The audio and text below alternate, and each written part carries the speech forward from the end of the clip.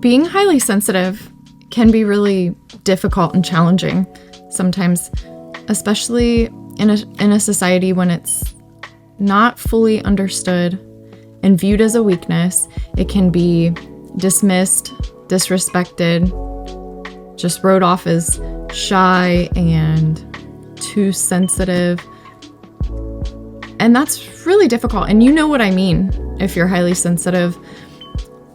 And it's almost like this sense of, even from childhood, just knowing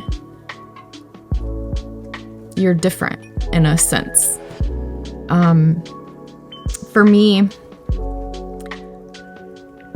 I am super sensitive to light. My taste buds are heightened, so I taste real distinct flavors and smells, and I could hear things sometimes, and also my brother could too. We could hear things that like our parents couldn't hear, and I know you could just relate that to, our hearing was better, but it was different. I don't know how to, it's very difficult to explain if you don't know what it is.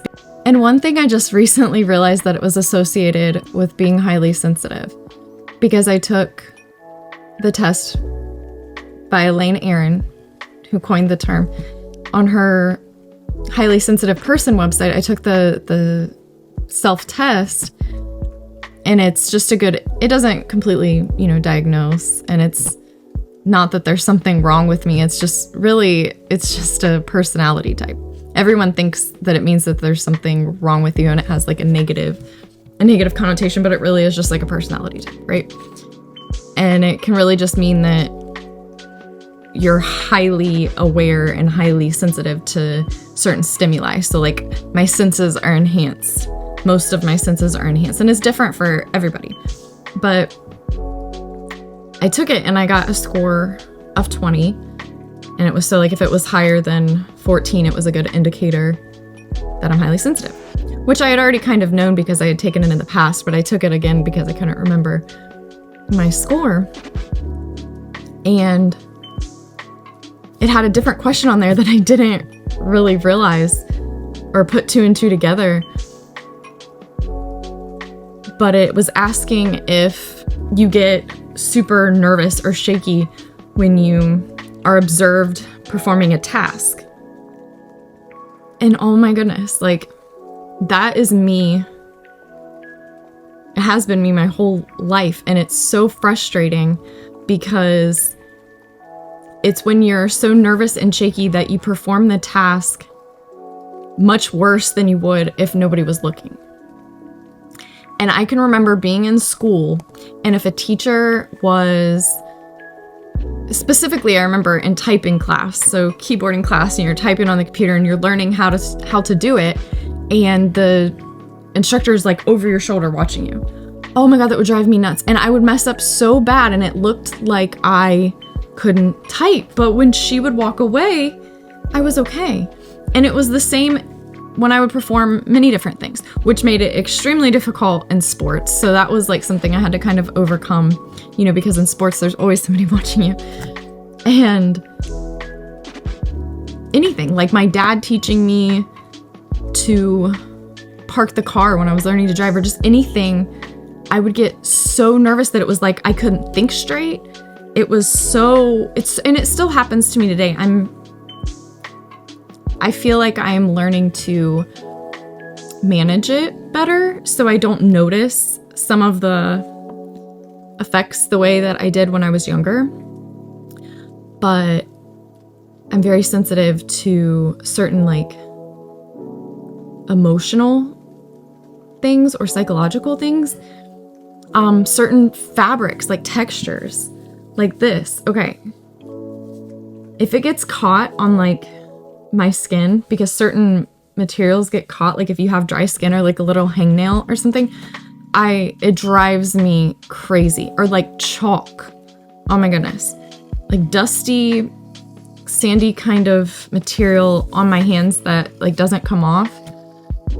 I mean, it is just beyond irritating. And same with like this type of I tried to find some examples, even though, like, I don't know, because it's not when I necessarily, and these are leggings, it's not necessarily when I have them on, but it might be when I'm pulling them out of the dryer and they get caught on my skin, or they're a little staticky or something. Ugh. So it's certain things like that. It's certain things that are just kind of amplified more so and irritate you more than most people, or that most people wouldn't really notice.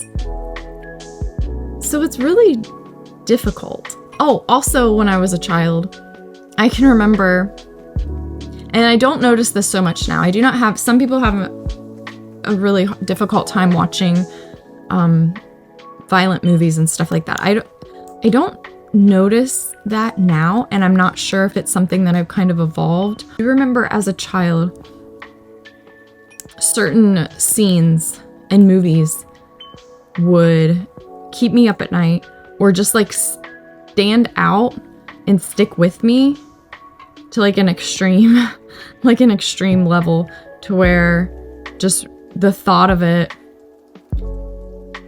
like weeks later, days later, could like make me, you know, like physically jump or something. Or like if somebody touches me abruptly. Ugh. I mean, we're talking not just like on an annoyance level, like on a very, it affects you very intensely. And it doesn't mean that there's anything wrong with you. It's just your senses are heightened. You have a different type of personality. And I've learned that it's actually kind of cool in a way. I'm very attuned to people's energies. I can feel and read energies very well.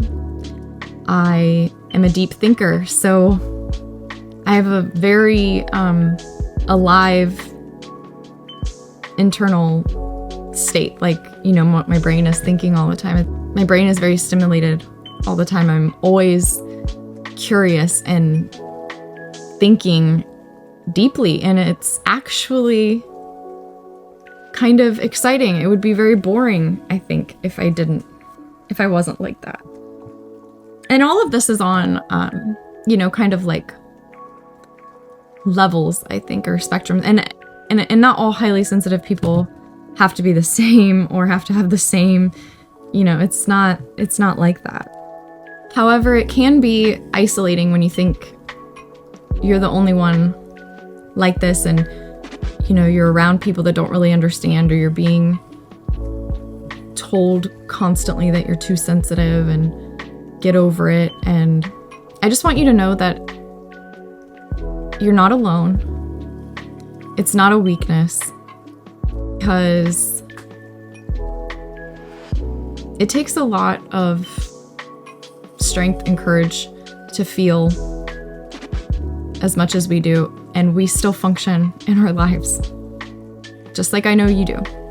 We might have to work a little bit harder to make it more comfortable for ourselves, but there's nothing wrong with being highly sensitive, and there are ways to manage it and just get used to it. And I think just understanding it was huge for me, just knowing that it's like, okay, this kind of being able to like make sense of why I was different than a lot of my family members or friends or something growing up, just being able to identify why and understand it a little better was huge for me.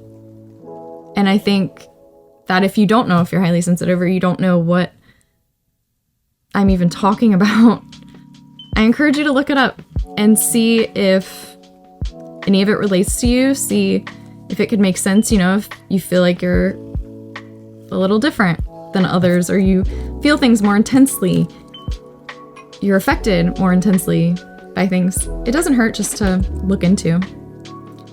And especially if it can bring you some comfort, or just help you manage certain stimuli better. And another thing, it certainly makes me more alert in the environment. That is also a very good thing for safety, for just really being able to enjoy the present moment and just really experiencing life. It's actually pretty neat to be able to experience it in a way different than other people. Another, maybe in my experience, it was kind of been a negative thing, because I'm very affected by other people's moods. I think that is the hardest thing for me as a highly sensitive person. Is very, very hard for me around people that I'm close to create my own bubble and not be affected by moods. I could walk in to the living room or wherever, like my dad or my grandma was, and know instantly if I should like walk out because it was very intensely though, not because they even said anything or looked at me or anything. I mean, sometimes it would be even before I got into the room that they were in. Or I can walk into certain stores or buildings and just feel, it's almost like a thickness or a tension or a vibration or something. It's just an energy feeling. And once you kind of learn what it is and how to identify it, it helps you kind of navigate certain situations that you maybe should be in and shouldn't be in. So it's actually a good thing. But it's very difficult until you learn how to understand it. And then as far as moods, it's difficult because you're always going to encounter people in different moods. And if you don't kind of create that bubble around yourself, it can be very difficult to kind of manage your energy and not become drained and need to, go sit in a quiet, dark place or find a way to recharge, especially in like busy lifestyles like we have today. Like I said, the society now isn't necessarily set up for this. So I think that's why we feel isolated and dismissed or disrespected. And I think it's simply that people just aren't aware and don't necessarily understand what it's like or what it even is. And when people don't understand things, they tend to not want to deal with them, not want to see them, look at them as negative or bad. And I don't agree with that.